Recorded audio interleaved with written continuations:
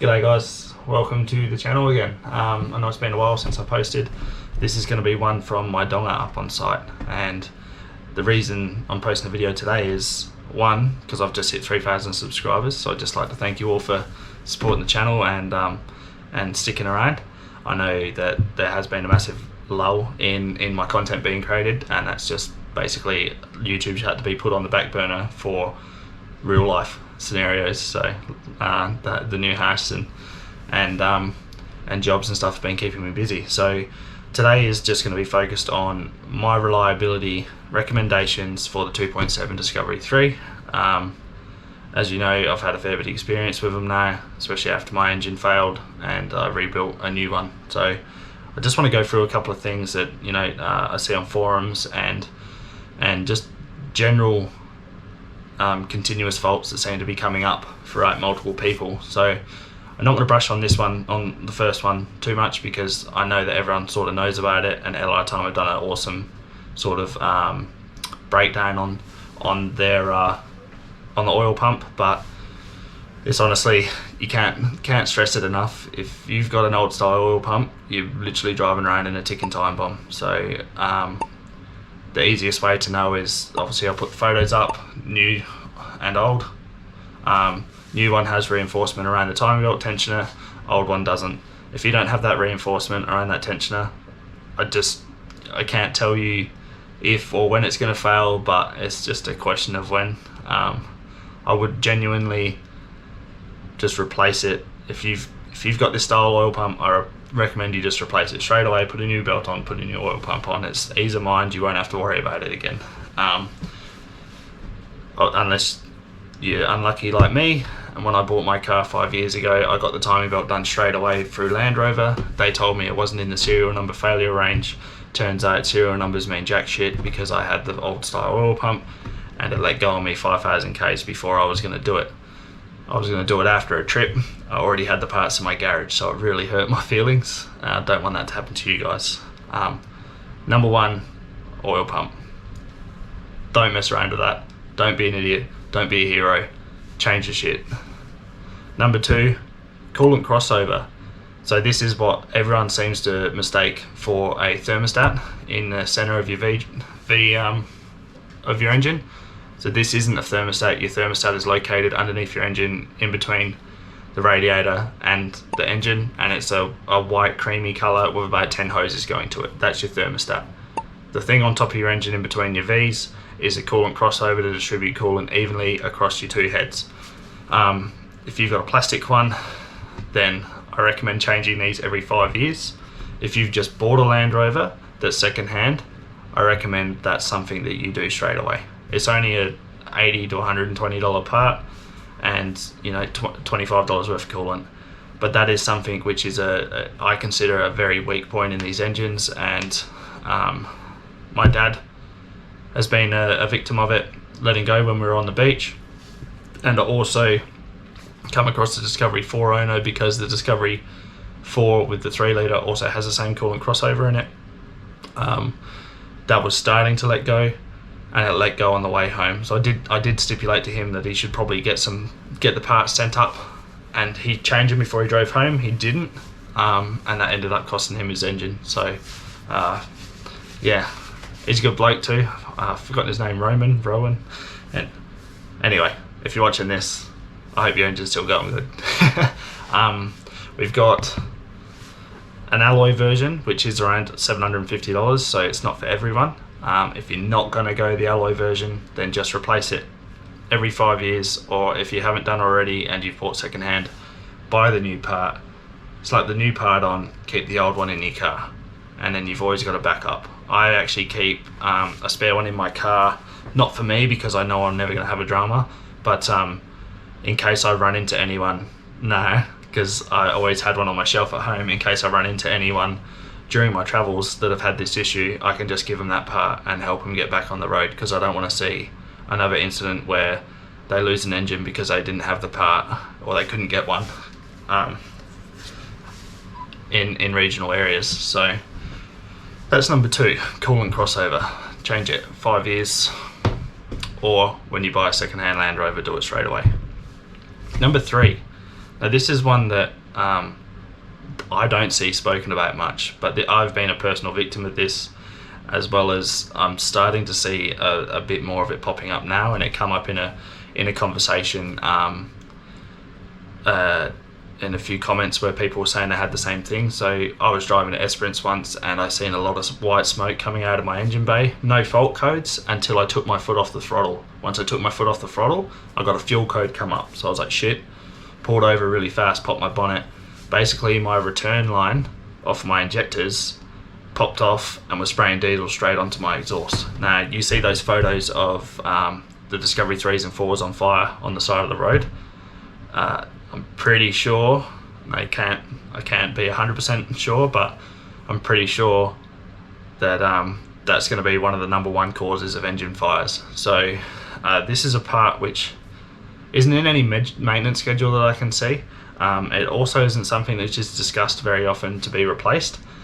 But I think if you've got an old car, or say you're doing injectors or inlet manifolds or anything like that, I recommend this part just be replaced, not reused. Replace the part with new, and don't have that thought in the back of your mind, you know. So basically all they are is there's a little nipple on each injector. You got a hose which is linked together, and it goes to each injector and then into the fuel cooler, which is basically located on top of your oil cooler. It's only made of plastic, and they just go into the injector itself on like a nipple, and there's a little clip which actually holds it in place. Now if you reuse the clips, then you need to tighten them back down so they actually lock in, because there's a lot of dramas of the clips coming loose and the nipple just falling out. But if it's just an old line and people have been a bit rough getting it out, when they put it back in, it's potentially got a slight fracture in it, or it's weakened, and it likes to just snap off in the injector, and then that's when the diesel just gets sprayed everywhere. So for me, I learned the hard way. I done my oil cooler, broke one of those lines, broke the main line to the fuel cooler when I was changing it, so I had to buy the whole return line. When I bought it, it didn't come with new clips, so I reused the old clips, and then when I drove to Esperance, one of the clips fell out, and that's when the fuel sprayed onto the exhaust manifold. So I learned from that to, if I reused the clips, I had to compress them again so that they were more springy, not loose in there, so it sat into place.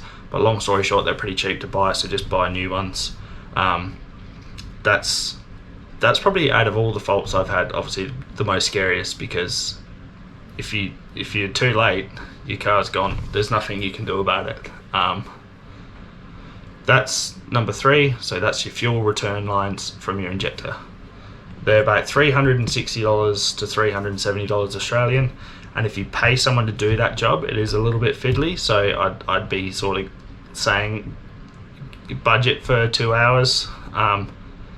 Budget for 2 hours, but I'd say possibly allow up to 3 or 4, because if the nipple breaks off inside that injector, then they have to mess around trying to get it out, with which happened to me, and I ended up using a little self-tapping screw to screw it into the nipple and pulled it out like that. But it is a fiddly job, and it can go pear-shaped, so I'd say 2 hours, possibly 2 to 4, depending on how smoothly it goes. My last thing in regards to failures would just be another thing which seems to be a high topic: engine oil and servicing. So don't do this 15,000 k scenario. Do a midway service, or I do mine at 7,500, or after I do a trip, or before I do a trip if it's a big one. That's a bit over the top, but that's just how I like to run my engines. The whole crankshaft bearing wear isn't as big of an issue with the 2.7s that I know of. It still is an issue, but it's nowhere near as common as the 3 litres. But just service your cars. Don't neglect engine oil and filters. Just do it. I can't stress that enough. The cost of saving a little bit of money by pushing it out to the 15,000 k's isn't worth the drama you're going to have later on down the track. Just do your services, at least at 10,000 Ks, and I'm not going to sit there and tell you to use a different engine oil. Use what your independent specialists recommend, or what Land Rover recommend themselves. You're just going to make sure that your oil number matches up when you buy it and that it's suited to your vehicle. Personally, myself, I use the Penrite HPR 5W40 full synthetic. It's technically not the preferred oil for Penrite. They like to use the semi-synthetic, but it is the preferred oil for the Discovery 3 with the same 2.7, not the Discovery 3, the Ford Territory with the same 2.7 engine in. So I run that personally in my car. I'm not telling you to run that, I'm telling you to do your own research. I'm also not telling you that I know better than Land Rover themselves, so or specialists that deal with multiple cars, not just their own or one or two of their friends. So take my opinion with a grain of salt, but all I know is I get good oil pressure and my engines stay pretty clean. Alright, the last thing, which isn't necessarily going to save your engine from permanent damage as such, but it is another thing which gets neglected, and that is your MAP, your MAF, and your your air inlet temperature sensors. So out of the three of those sensors, your MAP sensor, which is the one on the wide piece of your inlet going into your manifolds, has a tiny little hole facing upwards and basically fills up with gum and carbon deposits and all that crap, and doesn't give you an accurate reading. That in return, it doesn't, your car's still going to drive, relatively normal, but if that sensor's proper gummed up, like a lot of the ones that I have seen lately, you just give it a clean out with some MAF sensor cleaner or contact cleaner. Make sure it's electrical grade, otherwise you will damage your sensors. Don't use brake cleaner or anything like that, or degreaser. For the love of God, please don't. Has to be a proper MAF sensor cleaner or contact cleaner, and make sure it's dissolved before you put it back in your car. Cleaning this will help you with down low torque. It'll feel a bit more responsive down low if you've let it get bad and then you clean it. Otherwise, if you do it on a service, you're not really going to notice it. But yeah, for those people that have neglected their sensors, you will definitely notice it down low. When I bought my car, I also ended up with better fuel economy as well. So your MAF sensor is the one on your airbox, that's mass airflow, and then you go along the and you got the side inlet manifold, which is behind the fan there, and from the engine side, so that the firewall outwards, you'll have a probe facing on that. That's your air temperature sensor, so that measures the air temp going into the engine. And then further up, your Y-piece inlet going into your actual manifold on top of the engine, that's your MAP sensor, so mass air pressure. That's what measures your boost. Basically, those three need to talk together in order to get your air fuel mixtures right. So the cleaner they are, the more responsive the ECU can be. So you'll get just possibly on takeoff less smoky takeoffs, slightly more torque down low, and the possibility of better fuel economy. So I'm just going to leave it at that today, guys. Just wanted to focus on a couple of the major things that I know get neglected and can cost you money in the long run with these engines.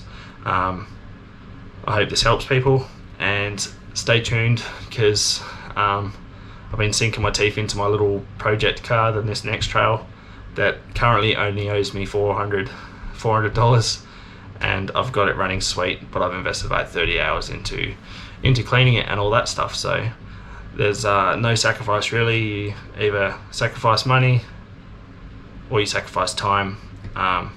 In my case, to get the work car that I wanted, I didn't have the cash, so I've sacrificed my time to get what I want. So yeah, I'll start editing them in 2 days time. So whenever 2 days is from now, from whenever you see this video, is when I'll be editing these videos, getting them ready to post. So this break I will be focusing more on trying to catch up with my footage, because I've currently got over 400 gig of videos saved that I need to go through, and it's getting a bit daunting, the fact that I keep putting it off. So I'd just like to thank you all for hanging in there, especially my Patreons. You guys are still there, and that means a lot considering that this content hasn't been flowing. So I'll catch you later.